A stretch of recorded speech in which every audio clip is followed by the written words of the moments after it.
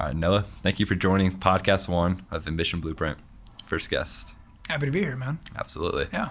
It's a little backstory on you. You started out as the manager over at Hideout 125. You're building a new building. You talk to your manager like, hey, I want a raise. Didn't give you that raise. Walk me through that story a little bit, how you got into real estate. Yeah, so I was born in Hideout 125. No, I'm kidding. I started working at Hideout at 19. Prior to that, I was in college. COVID had hit. And then I worked in a factory for a little bit, realized that wasn't what I wanted to do.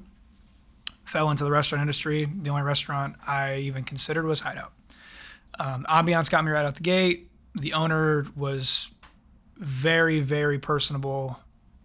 Very much knew him from day one. That would be the person I want to work for. So I started serving there for quite a small stint. And then I actually approached him with a little bit more responsibility. Started managing in November of 2020, and then that translated up until June of 2023. Leading up to that point, I kind of had a conversation and a revelation. I was 22 at the time, and I realized that we were building a new restaurant for Hideout. I'd always wanted to get into real estate since I was a kid, and I kind of made the decision that if I stayed in that industry as a manager, I would probably be in it for the next 10, 15 years. So I wanted to make a decision, but I based it off of, I had a conversation with my boss at the time, and I just asked him, what would my cap be? And he gave me the cap, and it wasn't a bad cap, actually. It's a very good number. But I realized at that point in time, I was like, okay, again, 22, the next 10 years, if I'm capped out of that number, that's the highest bar I can reach, or I can take a risk. Rather it works out great, I can far exceed that. And if it fails, at least I have this knowledge that I've gathered over the past 3 years, and I can translate that into, going back into the restaurant if I needed to. So a big thing with real estate too, since it is commission, it's like a huge risk to take. Did you have like any other jobs when you did quit? I jumped back into restaurants actually. So I quit Hideout, went over to Black Canyon, served there part-time. So I was serving part-time. It was something that I already knew. I've been doing it for the past 3 years.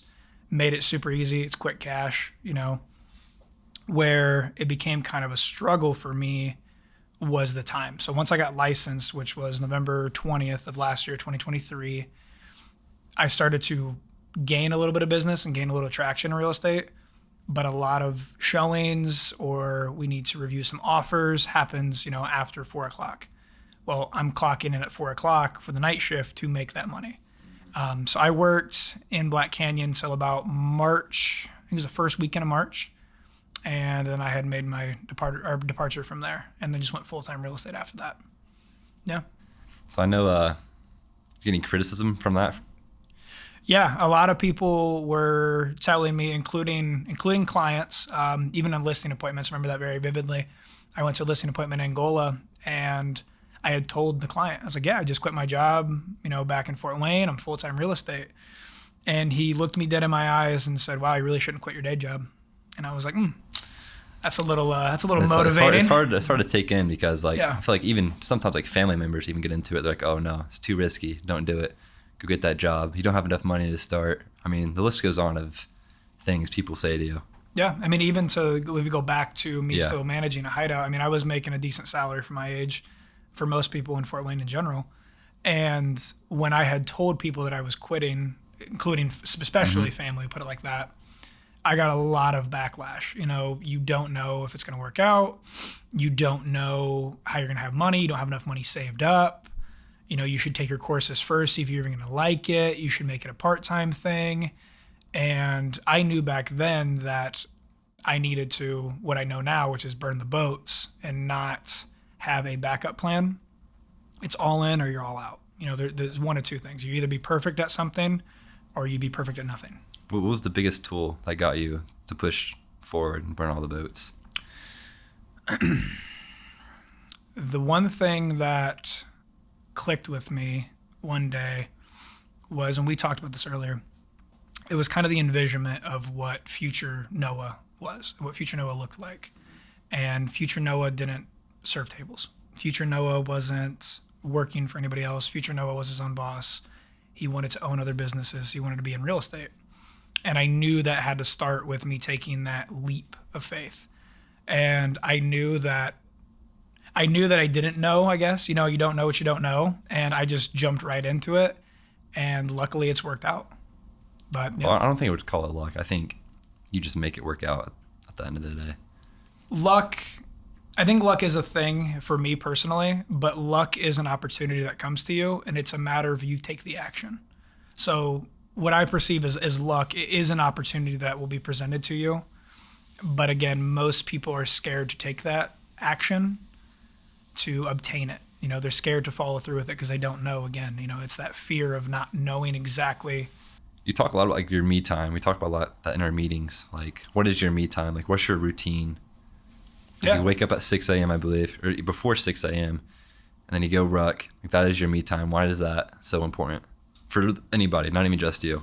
So, in my honest opinion, having time for yourself is the most pivotal thing, because I start off with 3 P's of success that I learned from Jeff Antra, which is a course I took back in like 2019, pre-COVID time. And the 3 P's are your physical, followed by your personal, followed by your professional. So your physical is your mental health, your actual physical health as far as working out, what you eat, what you intake, right?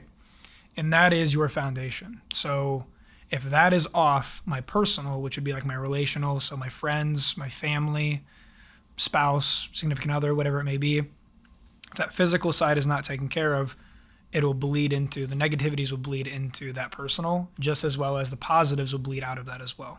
And then that follows by the professional side. So for me, it's easier for me to give myself that time in the morning because I wake up at 5:45, out of bed by 6. Sometimes it's slower morning, so 50 minutes is what I give myself.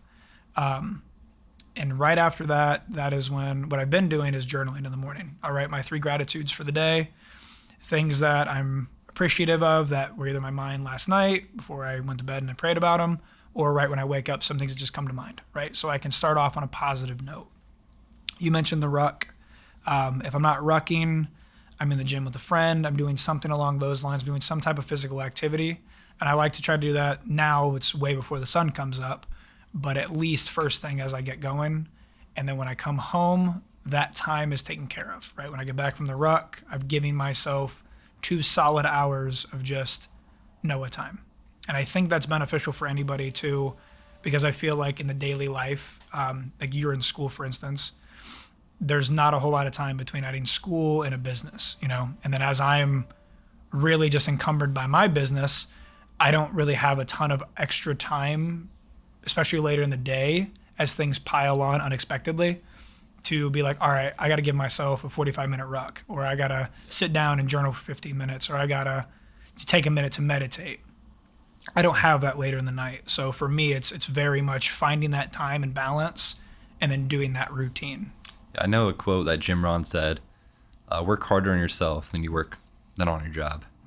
And then you just improve from there. Yeah. I mean, it's a direct translation and correlation to that. I mean, I've seen it in myself, even just recently, like we were talking about earlier to this as well. Like a year ago today, if this was Noah sitting down, it wouldn't be this Noah. You would be at 202 pounds. I'd probably be out getting ready to go drink at this point in the night. It was entirely different human being, but that also bled into, again, my relationships were not nearly as strong as they are today with friends, family, anything. Professionally wise, I hadn't even started my business yet, but there's no way I could have handled what I'm handling now, let alone the strength and weight of a team or just my own business to begin with. Do you think people have a lot of influence on that, who you hang out with? Yeah, 100%. You are your environment. Yeah. So if your environment is negative, or it is very judgmental, or even like we just talked about, where your buddies are going out to drink every night, if you're hanging out with them every night, what are you going to be doing? You're going to be drinking. You're going to be that 6th guy drinking. You're going to be a 6th guy drinking, but as you just said, if you're surrounding yourself around 5 millionaires, you will be the 6th. Yeah. And it's huge. And that's why I love Limitless, like where we're at here today, and like our team is Fortitude, is I found those individuals when I met TJ. Beyond blessed for that. I wouldn't be anywhere successful to the degree that I am in this business, let alone my personal life, relational life, physical, all sides of it. If it wasn't for meeting, like you said, the right people and getting into the right environments. It opens a lot of doors. It's kind of like what you were saying earlier. You were like, when you play hide and seek, there's that warmer and there's that colder. Your friends are going to go out to drink that night. If you go to that action, it's going to be colder.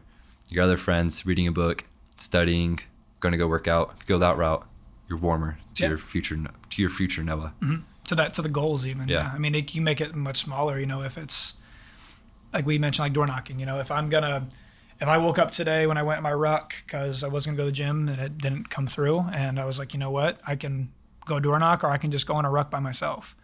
And there was I'm gonna be honest with you, there's probably a 3-minute lull of me thinking to myself, I'm just gonna go on a ruck. I don't want to hand out. I don't want to be talked to. I don't want to seem as pushy. I don't want to be creepy. It's still dark outside. I'm walking down driveways and seeing things I don't want to see. Like, you know what I mean? Like it's not an easy task, No. But I made that conscious decision of, okay, if I don't do it, like you just said, it's colder. I'm going the wrong direction to where my goal is.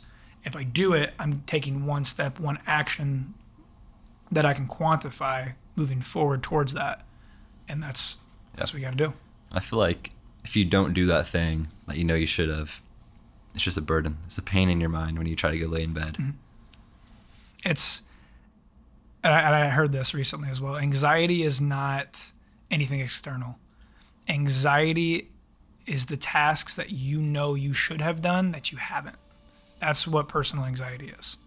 So if you knew, like you just said, that I was supposed to go door knock or make my calls or touch my business and I didn't, I have all this anxiety and pent up, it's not because of anything that's coming, it's because of what I haven't already done. Yeah, a quote from your Comfort Crisis book. We're living progressively sheltered, sterile, temperature controlled, overfed, under-challenged, and safety-netted lives. How can you get out of your comfort zone and just burn the boats, go full in? I think the number one thing you have to do, and I've been saying this for years, I know we've already said it as well, is you got to get in the right environment. You have to surround yourself with the people who are doing those actions or getting close to starting those actions. You can. Let me rephrase. I don't know anybody who is.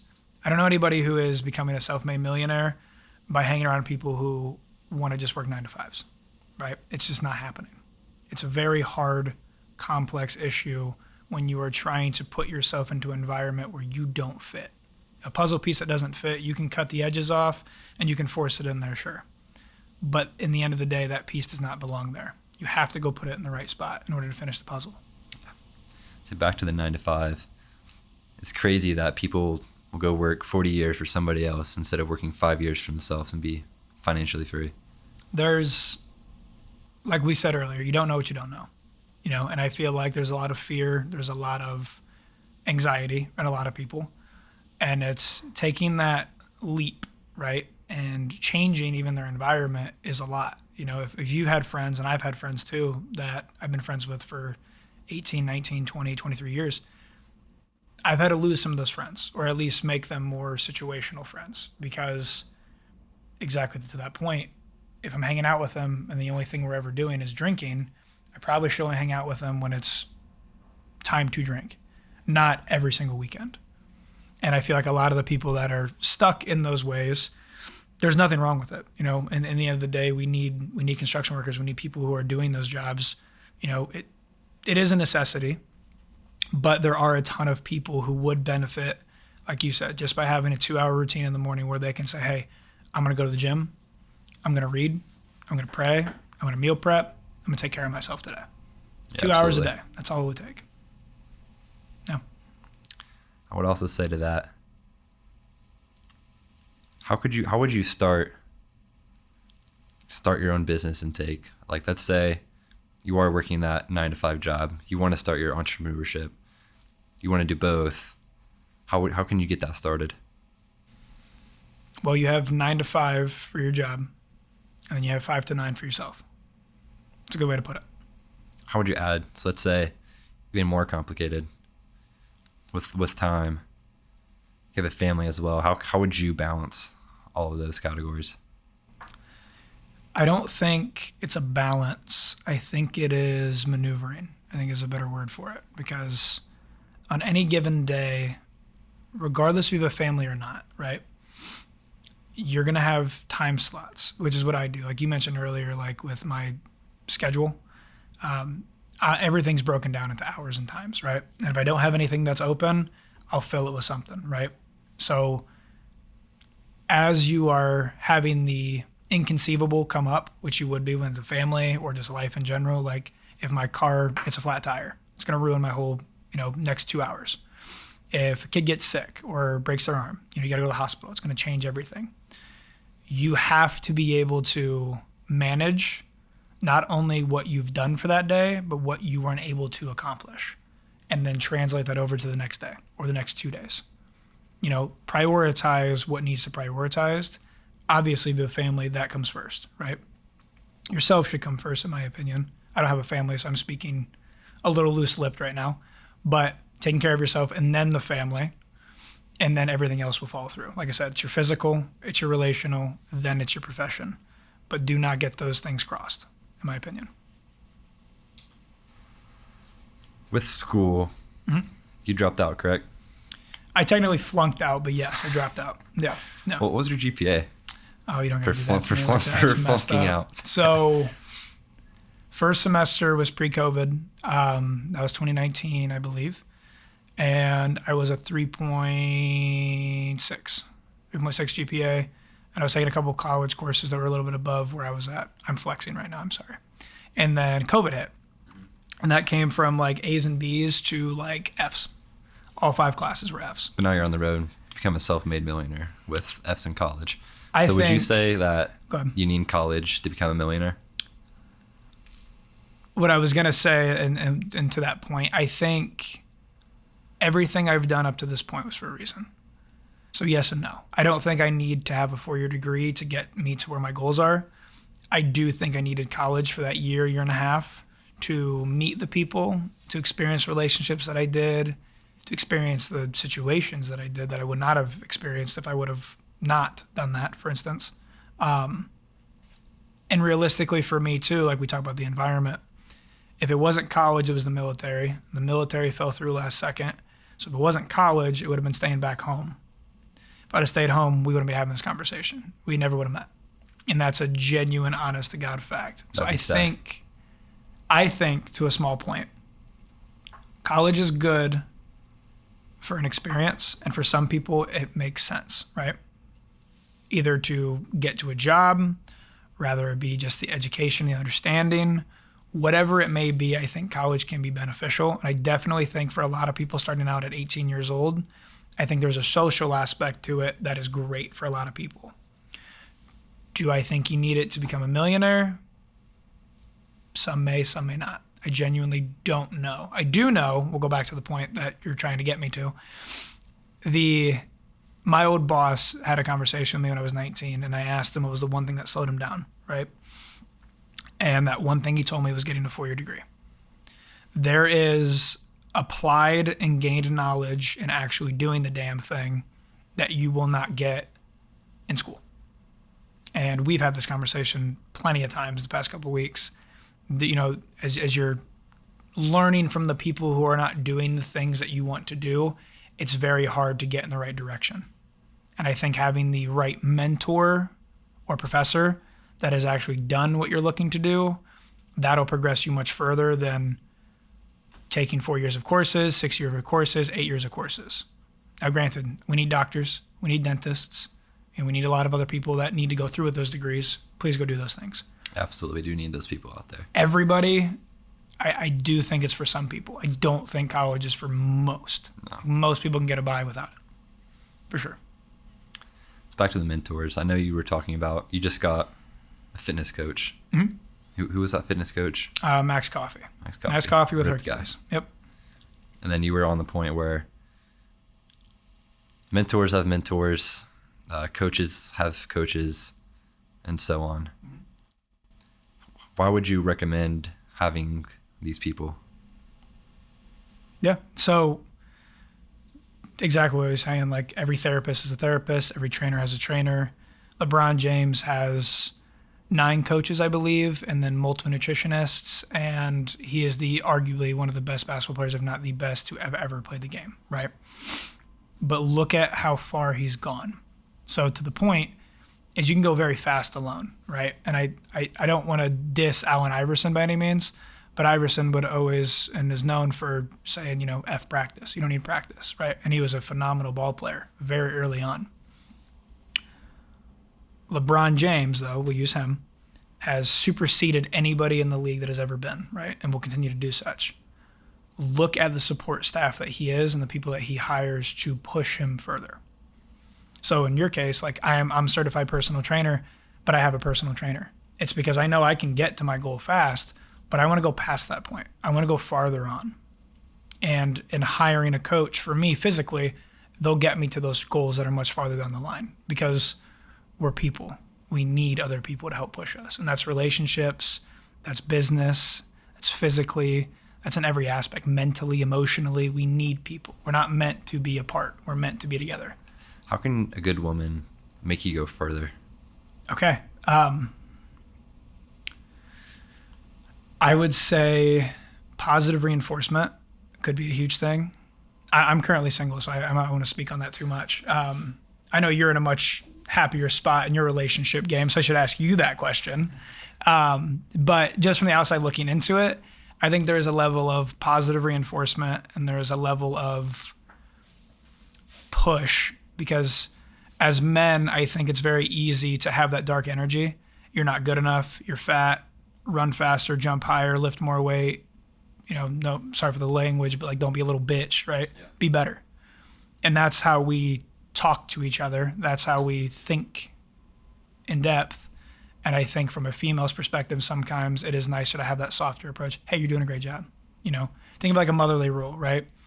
For me, at least, when I think of mom and dad, dad was, you could have given it a little bit more. Mom, it was, hey, you did a great job.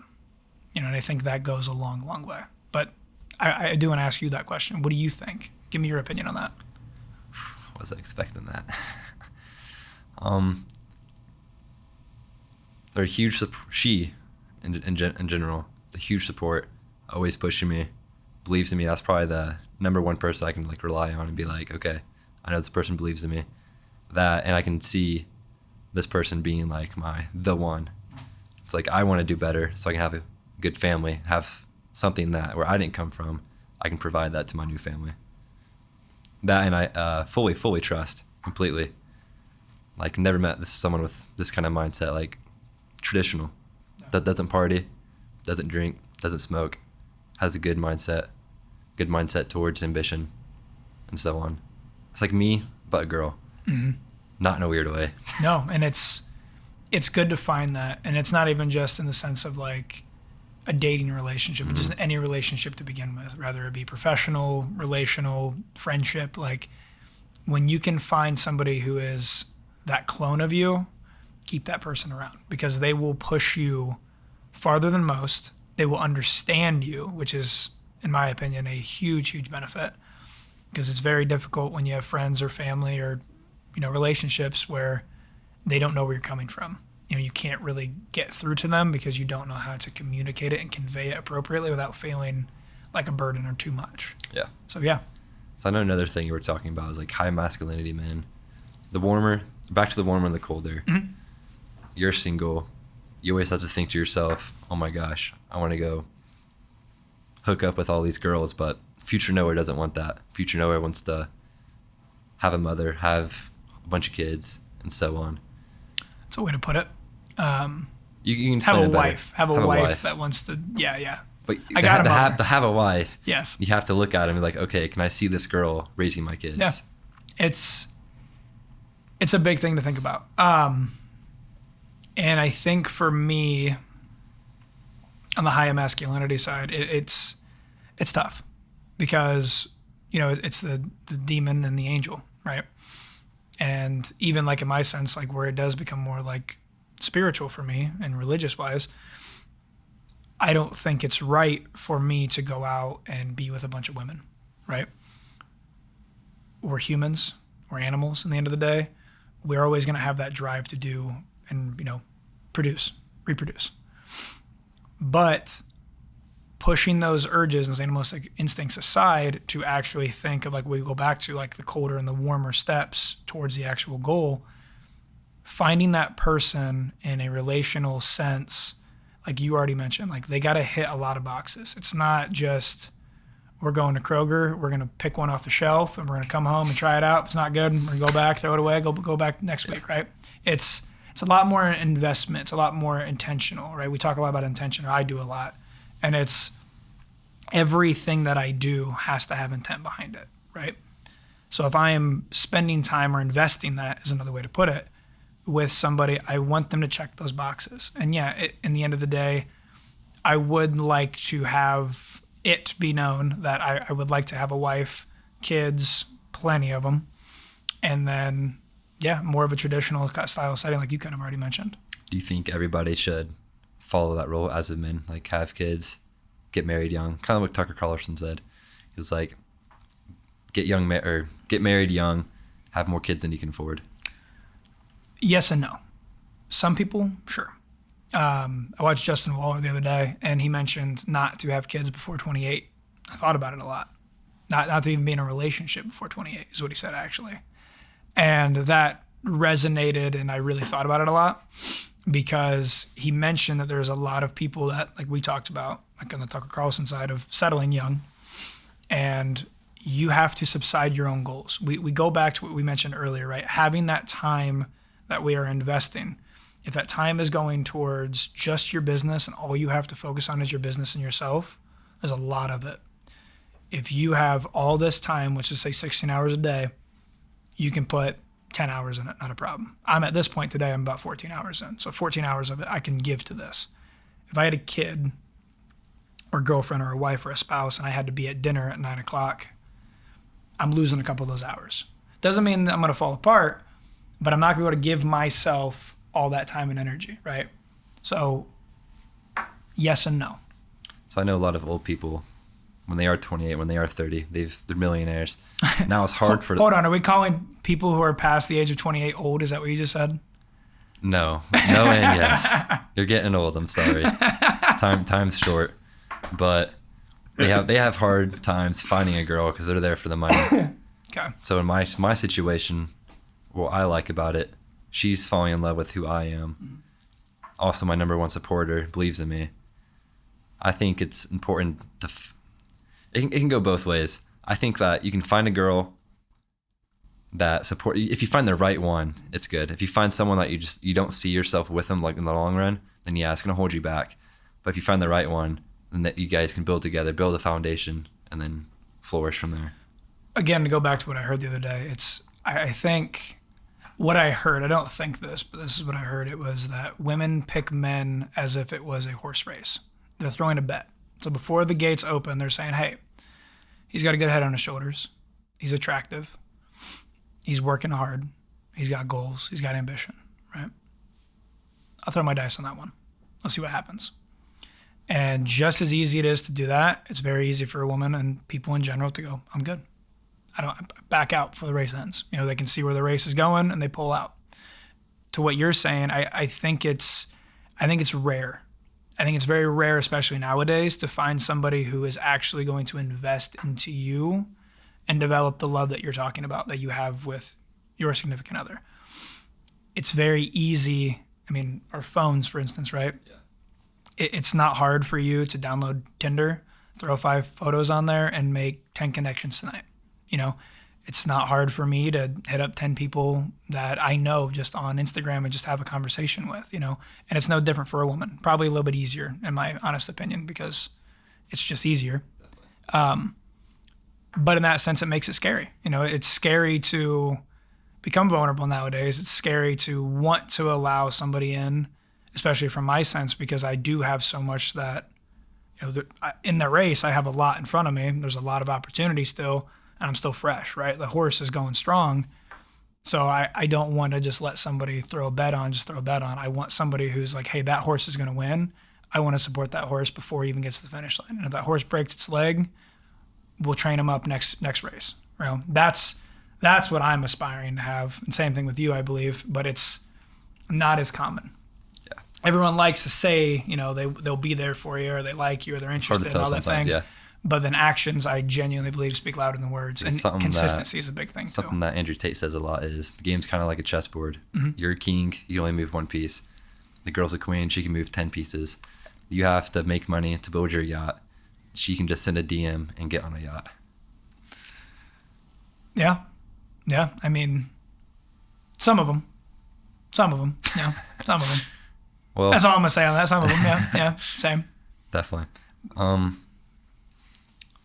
more thing I wanted to say here. How would you, okay, let's put this in a scenario. Yeah. You're 18, or speaking for everybody, not even you. You're 18, you just graduated high school. What's your blueprint for success here? Like, where do you go to college? Do you go to trade school? Do you go to work in the union, or what would you do? The one thing. What would you advise? The one thing that I was told from my old boss, and it was that same night when I was 19 years old, right before I started, I believe it was like around this time, if I'm not mistaken. I just got done serving tables. I'm polishing silverware. We're in the back room. We're at 309. I know exactly where I was sitting. I was at seat 3, and it was just him and I there. And I asked him, I said, hey man, how do I become a millionaire? And his answer was, do what you love. Find what you love and do it. So if you're 18 and you have no fucking idea, go find out. Go do some things that you make some mistakes on. Go try some new things. You have nothing but time. And on the flip side, time is fleeting, right? It's the one asset that we have that we can never get it back, right? Money can always come back. You can burn all your money today. You can throw it all away in crypto. You can throw it all away in stock market. You can start a business and it can fail and you can start back up from the bottom, right? But finding what you love is something that no one can take away from you, but it is something that I genuinely believe has changed my life in so many ways for the better. What's one thing you love about real estate the most besides the money? Connections and the people. I'm beyond blessed to have friends, family at this point that I've been able to get them into their first home, dream home. I'm beyond blessed to have clients from New York who I've developed relationships with.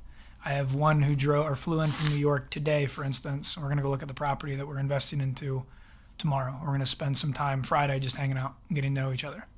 And I never would have met this guy if it wasn't for real estate. And to me, that is the coolest thing, and actually getting to genuinely invest into somebody, hear their stories, learn where they're coming from, see the progress they can make.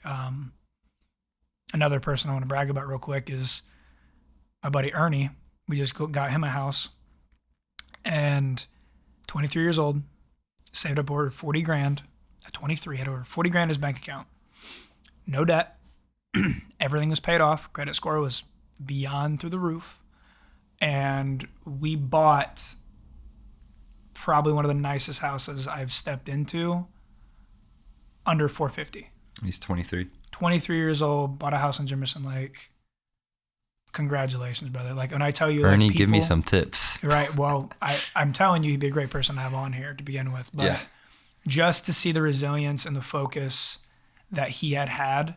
And not only that, his original goal was to buy a house to support his family, his parents and brothers and sisters, which after we talked about it, that's the goal, and I don't know any 23-year-old who's buying a home and thinking of giving back to their own parents. And that is a huge and selfless act that, again, I haven't experienced yet, but I was able to live that vicariously through him. And because of that is why I love real estate. Another thing I do want to go back on to. Mm-hmm. So kids who graduate high school, they're all usually forced, just go to college, figure it out. And then they're 4 years behind when they could have been 4 years ahead. What would you say to those kids if their parents are influencing them to go to college because it's the only way out, or grandpa or grandma saying, no, you need to go to college? I'll go back to what I said. Like, if it's what you love, do it. And there's an extent. If your rap career isn't doing good after 10 years, maybe we should consider moving on from the rap career. I wish you the best, but if it doesn't work out, it doesn't work out. Could be the 11th year. It could be it really could be, man. And that's business too. Like a lot of entrepreneurs say it, like, if 10 years don't work, they have their success on year 11. So you know what? If you are rapping, keep doing it. I know one thing find what you that love. Alex Marley says a lot is don't worry about like becoming a millionaire in the year. Just worry about like being consistent, like get better every single day and then go on from there. And then another thing I do want to touch on that before anything, is like the mindset. Like I think it's in the book, like Think Big, Grow Big, or what was it, the title for that? Think Big or Win Big, I think. I think it's Magic of Thinking Big. Magic of Thinking Big. I haven't read the book yet. It was like, if you believe you can move a mountain, you're going to move a mountain. If you believe that you can't move a mountain, you're not going to move the mountain. Yeah. Well, even to like further that point, like my favorite book we talked about is The Secret by Rhonda Byrne. And it's about the power of manifestation. Mm-hmm. And your mind is your strongest asset, your strongest tool. You have to believe you can do X, Y, and Z. Because 90% of people out there aren't going to believe in you. They're only going to believe in you when you're doing it. You're doing great. They're not going to believe in you when you start out. They're not going to believe in you when you're having your hard times. Like you said, you have somebody in your corner in a relationship. That's the kind of person that if you are going to date somebody, that's the kind of person you need in your life, right? And I think if, going back to the manifestation side, you have to believe it, you have to feel it, you have to see it and envision it, and then think about it. And that's what we keep saying, like make that the goal. And then everything that you do, make it that warmer step, colder step, warmer step, colder step. And it's all about mindset. It's all about the way you present yourself, the way you hold yourself. Even like I mentioned like earlier today, like all I had was 2-on-1s today, and I dressed up and felt good today because it's the Deion Sanders. You look good, you play good, you get paid good. And it's just the mindset that it puts me in of I can kick ass today, and then I'm writing offers earlier today, which came out of nowhere. I'm getting new clients. Like the universe, God, spirits, whatever it is, it will give back to those who ask for it, believe in it, and they put the energy out into the universe. So yeah, 100%. Figure out what it is that you love. Do it. If you're 4 years into college, man, you just graduated, you have no idea what you're doing, you're only 22. Guess what? I'm 23. About to be 24. I still have no idea what I'm doing. That's a fact. I know people who are in their 40s who don't know what they're doing yet, And you're never going to know what you're doing. Like it's always a learning curve. And be okay with always learning, because the moment you stop learning is the moment you die. How could you start to reprogram your mind to like think like that? Small steps. It's small steps, consistency, time. Those equal big changes. So if you are just a down person, or naturally a negative and down person, do little things, journal, right? Do something that makes you happy. If you're self-conscious about yourself, start eating better, work out more. If you're not happy in your relationship, communicate. Do little things that make you feel uncomfortable. Be okay with being uncomfortable. That is how you change a mindset shift, because comfort is what you do on a daily basis. That's good. Yeah. Another thing I do want to get on to, let's say, I don't know how to word this correctly. So you go to school or college, for example, you're in business class. This professor who never ran a business before talks about running a business. Why would you take advice from somebody that never ran a business? Tom Hardy said that even as he got famous, he took the advice from a janitor. So what I recommend is being open-minded. And there's always an area for you to learn. And if you're not learning anything intellectually, learn something spiritually, learn something personal, learn something on a communication level, right? So if your mindset is, we talk about mindset, right? And doing the small shifts and changes is I'm not getting anything and I can't get anything from this. Look at it from a different lens. Change your perspective on what's in front of you to gain something. I talked about this a lot, is Every conversation I have daily, there is some small grain of evidence. Even my clients have no idea what it is to buy a house, right? And they're terrified, shitless, scared. There is something I can learn from that interaction that can make me better for the next one. So if I'm in class with a professor who doesn't know about running a real estate business, right, or a cosmetic business, or cosmetology business, sorry, I know I said cosmetics, but I'm doing something like that, and they're talking about X, Y, and Z of something that has nothing to do with my business, instead of trying to make it exactly correlate, find some type of understanding of, hey, their knowledge is this, my knowledge is this. That overlaps. Like, I know a lot of what they're talking about, but they might have some pieces that I don't quite know yet that could be beneficial. But don't ever write people off. Promise you, it's not the right thing. It's not. I can take that into advice. I would say on that note, what would you say, or how would you deal with like negativity from friends when you're starting out on your career, on your business? Like, let's say these are day one friends and they can't see it, so they're pushing it out on you. Like Plato's Cave, kind of like what you were talking about earlier. So, realistically, straight up, fuck them. Who cares? Yeah. Because I'm going to tell you from experience, if you let those people into your head, you will not make progress where you could be.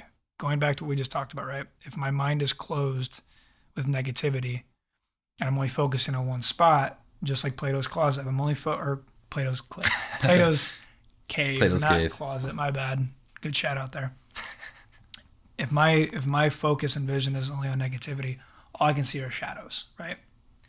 But if I take a step back, turn the fuck around, and I look, there's sunshine. There's reflections in the water. There's birds chirping. There's the sun. There's the moon. There's everything out there. I don't know anything. All I know is one small thing, right? And I'm not learning anything else if I just look at these shadows in the cave. If I turn around and open my mind to, hey, they might not support me. They're not in my corner. Move on, because they're not going to give you business. I've had friends of mine who we looked at homes and then turn around and they're buying with somebody else, right? They ghost me. They're not talking to me. You got to let it go. Those weren't your friends, right? They're not the ones that supported you. The friends that are telling you from day one to now, hey, you've done a great job. I've been watching your progress. Keep it going. Those are friends. It doesn't matter if they're day one or 2 days ago. Those are people who want to see you win. Be in that environment. So if they are day one and they are hating now, how would you cut them off, like in a respectful manner, or would you just say, screw it, burn the boat? I don't think you should ever burn a boat with a person. Genuinely. Okay. Not even unless. I don't think you should ever burn a boat with a person. People are people. They're going to make mistakes. They're going to do things that they think is right. It's survival at the most point, right? You got to let that shit go. So if those people are in your corner from day one and then all of a sudden they switch up on you, hey, I respect that. You shake their hand, but you go back to business and you let it go. You keep them within an arm's length. And like we talked about situational friends earlier today, they're situationships, right? You go golfing, they're there. Hey, we'll go golf. Hey, we're out getting drinks, they're there. Cool. There's no reason to overextend yourself for those people, though. If they ask for your help, give them the help. We meet negativity with grace. And that is how you succeed. That's good. Well, Noah, thanks for joining my podcast on Ambition Blueprint. Hope to have you on here soon. Yeah. Again. I had a blast, man. Thank you. Absolutely. Of course.